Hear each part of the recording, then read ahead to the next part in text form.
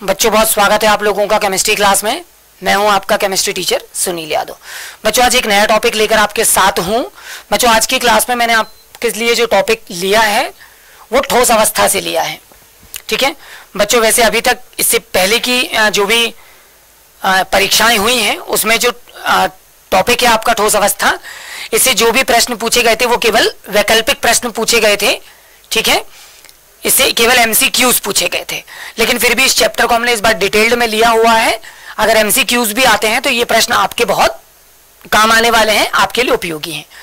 बच्चों मैंने सबसे पहला जो प्रश्न आपके सामने ले रखा हुआ है वो है डोपिंग क्या है। मैं आपको इसके उदाहरण और उपयोग भी बताऊंगा। तो बच्चों हम समझने का प्रयास करते हैं डोपिंग क्या होती है। बच्चों बहुत अच्छी तरह से समझिए, डोपिंग किसी शुद्ध क्रिस्टली पदार्थ में, बच्चों अगर हमारे पास कोई शुद्ध क्रिस्टली पदार्थ है, ठीक है, और किसी शुद्ध क्रिस्टली पदार्थ में अगर हम अशुद्धि की अति अल्प मात्रा, ठीक है, क्या कर देते बच्चों, मिला देते हैं। तो किसी शुद्ध क्रिस्टली पदार्थ में अशुद्धि की अति अल्प मात्रा मिलाकर क्रिस्टल, शुद्ध क्रिस्टल में विद्युत चालकता उत्पन्न करने का ये जो गुण है बच्चों, इस गुण को हम किस नाम से जानते हैं, डोपिंग के नाम से जानते हैं। यानी बहुधा बच्चों ये समझाने का प्रयास किया गया कि डोपिंग क्या है।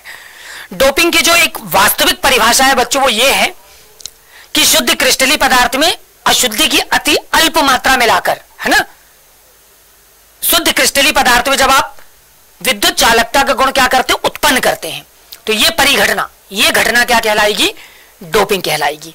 ठीक है, तो बच्चों हमने डोपिंग के बारे में समझा। यहां पर डोपिंग के उदाहरण के बारे में हम जानेंगे कि बच्चों डोपिंग के द्वारा हम अर्धचालकों का क्या करेंगे, निर्माण करेंगे। यानी डोपिंग का प्रयोग करके हम किसका निर्माण करेंगे बच्चों, अर्धचालक का। हम एन टाइप के और पी टाइप के, यानी दो तरह के अर्धचालक क्या कर सकते हैं बच्चों, बना सकते हैं। दोनों ही प्रकार के जो अर्धचालक हैं वो डोपिंग की क्रिया द्वारा बनाए जाएंगे। कैसे बनाए जाते हैं, अगर आप शुद्ध जर्मेनियम के क्रिस्टल में पंच संयोजी या त्रिसंयोजी क्रिस्टल की अशुद्धियां मिला दें अल्प मात्रा में, तो इस तरह से एन टाइप और पी टाइप के अर्धचालक बनाए जाएंगे। केमिस्ट्री के अकॉर्डिंग बच्चों जो अभी हमने इतना पढ़ा हमारे लिए सफिशिएंट है। इससे ज्यादा डिटेल में आप फिजिक्स में ऑलरेडी आपने पढ़ा होगा या आप पढ़ लेंगे। ठीक है, चलिए तो बच्चों अगले प्रश्न पर चलते हैं। अगला प्रश्न जो लिया है बच्चों वो है इकाई कोशिका से आप क्या समझते हैं। बच्चों मैं आपको इकाई कोशिका की जानकारी दूंगा, तो बहुत अच्छी तरह से समझिए इकाई कोशिका क्या है। तो बच्चों किसी क्रिस्टल का वह छोटे से छोटा भाग, बच्चों किसी क्रिस्टल का वह छोटे से छोटा भाग जिसकी बारंबार पुनरावृत्ति से, ठीक है, क्रिस्टल जालक का क्या हो जाता है बच्चों, निर्माण हो जाता है, वो कहलाती है क्या, इकाई कोशिका। बहुत अच्छी तरह से समझिए, मैंने बोला है बच्चों किसी क्रिस्टल जालक का वह छोटे से छोटा भाग जिसकी बारंबार, बच्चों जिसकी त्रिबिंब में बारंबार, है ना, पुनरावृत्ति से क्रिस्टल जालक का निर्माण हो जाता है, हम क्या बोलते हैं उसको, इकाई कोशिका कहते हैं। बच्चों इसको समझने के लिए एक पैटर्न मैंने आपके सामने रखा हुआ है। थोड़ी देर के लिए हम ऐसा मान लेते हैं कि ये क्रिस्टल जालक है।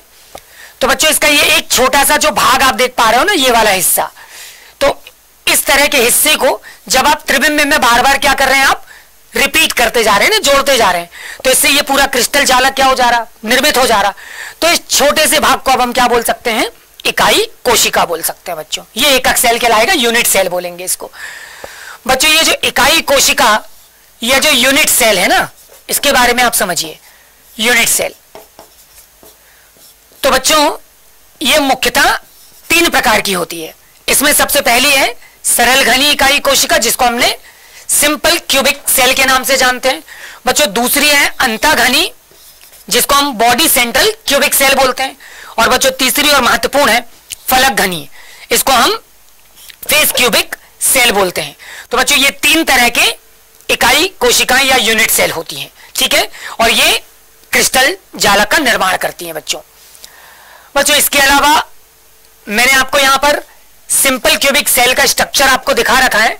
अब आप यहां पर ध्यान देंगे बच्चों, तो इस तरह से देखिए, ये हमारे पास कुल 8 परमाणु हैं, ठीक है, इस तरह से ये 8 परमाणु हैं जो घन के कि कोनों पर, ठीक है, जो घन के कोनों पर व्यवस्थित है, और इस तरह से ये उसकी घन की भुजाएं हैं, उसकी फलक हैं, जो 8 परमाणुओं को इस तरह से संयोजित करके रखती हैं।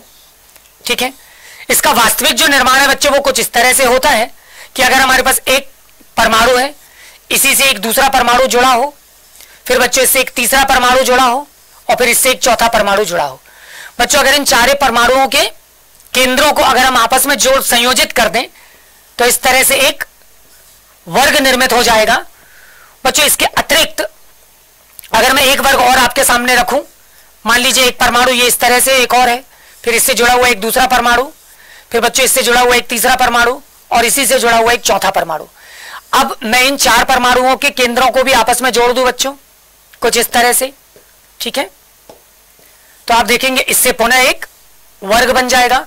बच्चों दोनों वर्गों को अगर मैं एक दूसरे के साथ अब संयोजित कर दूं, ठीक है, तो बच्चों इस तरह से एक जो आकृति अब आप देख पाओगे ना, ये वाली इस तरह से जो फाइनल आकृति अब आप निर्मित होती देख रहे हो, ये आकृति आप देख पा रहे हो, ये आकृति सरल क्यूबिक सेल या सरल घनी इकाई सेल के रूप में जानी जाती है। तो इस तरह से बच्चों ये निर्मित होती है वास्तविक रूप से। जबकि बॉडी सेंट्रल जो है बच्चों वो सिंपल घनी इकाई सेल के जैसा ही है, सिर्फ अंतर ये होता है कि इसके केंद्र में, इसके घन में एक परमाणु भी मौजूद होता है। इस तरह से बच्चों फलक घनी में क्या होता है कि सिंपल घनी के जैसे ही स्ट्रक्चर होगा इसका भी, लेकिन केवल इसके फलक के प्रत्येक केंद्र में भी एक एक अणु परमाणु या आयन जो है वो आकर व्यवस्थित हो जाता है। इस तरह से बच्चों मैंने आपको इकाई सेल के रूप में जानकारी दी। अगला प्रश्न जो मैंने लिया है बच्चों वो है स्टोआइसोमेट्रिक दोष किसे कहते हैं और इसके प्रकार। बच्चों हम स्टोआइसोमेट्रिक दोष को जानने से पहले हमको यह जानना होगा कि स्टोआइसोमेट्रिक ठोस या स्टोआइसोमेट्रिक कंपाउंड क्या होते हैं। तो बच्चों मैंने आपको सबसे पहले स्टोआइसोमेट्रिक कंपाउंड की जानकारी दी है कि एक ऐसा आयनिक क्रिस्टल जिसमें ऋणात्मक आयनों की संख्या बच्चों धनात्मक आयनों की संख्या के बराबर होती है, यानी कि एक ऐसा आयनिक क्रिस्टल जिसमें धनात्मक आयनों की संख्या ऋणात्मक आयनों की संख्या के बराबर होती है बच्चों। ठीक है, तो ऐसे क्रिस्टल को हम स्टोआइसोमेट्रिक ठोस बोलेंगे और बच्चों उसमें उत्पन्न दोष को स्टोआइसोमेट्रिक दोष बोलेंगे। ठीक है, और बच्चों बहुत अच्छी तरह से समझ लीजिए, जैसे कि अब मैंने यहां पर आपको एक पैटर्न दिखाया हुआ है। इस पूरे पैटर्न में आप देख पाएंगे कि ये एक धनायन है, फिर ये धनायन है, ये धनायन है, ये धनायन है, ये धनायन है, ये धनायन है, और इस तरह से ये और ये धनायन है। तो जितने धनायन है बच्चों उतने ही इसमें ऋणायन मौजूद हैं, यानी कि ये एक स्टोआइसोमेट्रिक कंपाउंड या ठोस है। बच्चों मैं आपको बता दूं, अगर स्टोआइसोमेट्रिक ठोस से इस आयनिक क्रिस्टल से धनात्मक और ऋणात्मक आयनों की संख्याओं में कोई भी डिस्टर्बेंस आएगा तो वो उसमें दोष उत्पन्न करेगा। ठीक है ना, वो मैं आपको बाद में बताने वाला हूं, लेकिन उससे पहले आपको बता दूं कि जो दोष हैं स्टोआइसोमेट्रिक कंपाउंड में वो 2 प्रकार के होते हैं। एक होता है बच्चों शॉटकी दोष और दूसरा होता है फ्रेंकल दोष। तो बच्चों ये 2 तरह के दोष होते हैं, एक शॉटकी और दूसरा फ्रेंकल। बच्चों आज की वीडियो में मैंने ये महत्वपूर्ण जानकारी से आपको अवगत किया है। अगली क्लास में मैं शॉटकी और फ्रेंकल दोषों को लेकर आगे आपको ये टॉपिक और भी विस्तारित रूप से डिस्क्राइब करने वाला हूं। तब तक अपना ख्याल रखिए।